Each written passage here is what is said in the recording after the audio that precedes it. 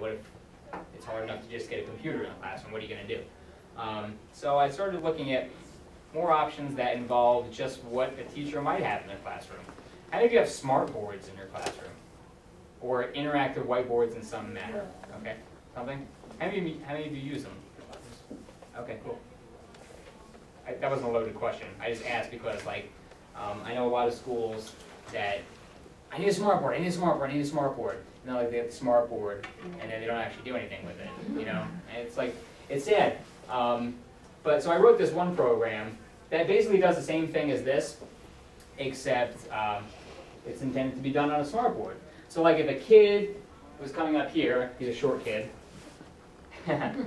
So this is not hooked up to my computer, but it would be the same deal. Like they could touch these things to trigger the chords too. I'll show you what it's like with a mouse.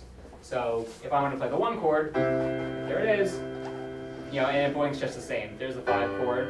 You know, 5 goes to 6. 4 chord.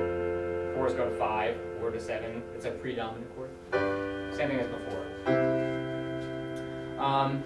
And like all these programs, you can change these chord qualities if you wanted to. If you didn't want it to do just the diatonic chords, if you want to say like, they want to play some Radiohead song and it has like some very concentrated group of chords in there, so I want to set this one to like, I don't know, the German 6, and then this one's going to be like D sharp diminished or whatever. I mean, you can set these things to whatever you want, really. You know, whatever your objectives are for teaching that day. It's got enough sort of built into it, so you can do whatever you want. So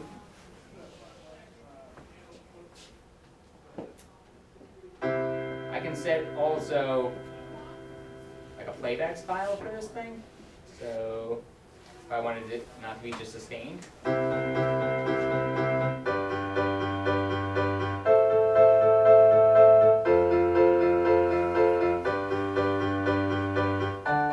505.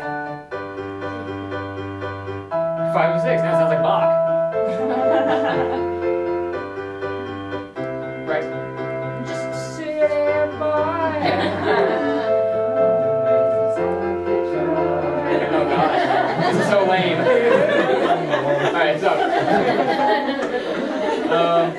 All right, so but you get the basic idea, and it does all the same things that like you know, like any of the other ones do. You can choose just like root, fifth, and ninth. Yeah. Now it sounds like the police. Right, you change the tempo on this thing too. It's just kind of like a it's sort of like a compositional scratch pad, sort of get some ideas. But you can also make some generalities about music that your students like. In particular, you know, if they have some Taylor Swift song that they really dig, all right, let's take a look at the chords from this thing. Let's figure it out, and let's play it back in some easily accessible way. What I would use with this thing for would be, like in my classes, if they were talking like about some great Green Day song or Alicia Keys song, you can say, well, you know, that chord progression, that simple 4-chord chord progression really works, and here's why. The 5 chords tend to go to the 6th chord. You know, this tends to go there. Let's take a look at some other Alicia Keys song. Then you pull up a YouTube video and look at that and say, oh, well, this verse progression is just a 6-2-5-1, 6-2-5-1 for the whole thing.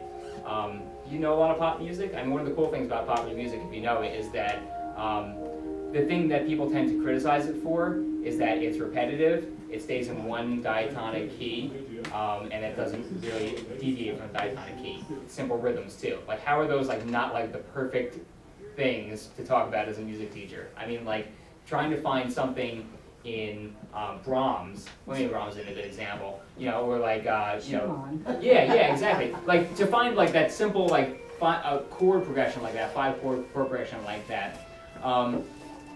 It's not as clearly delineated as it is in, you know, Coldplay, and they're just banging out those same 4 chords for 4.5 minutes. You know, I mean, like it's there. We get it. You know, you can do it. You know.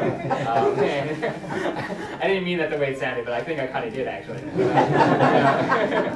But you get the idea of how that stuff's going.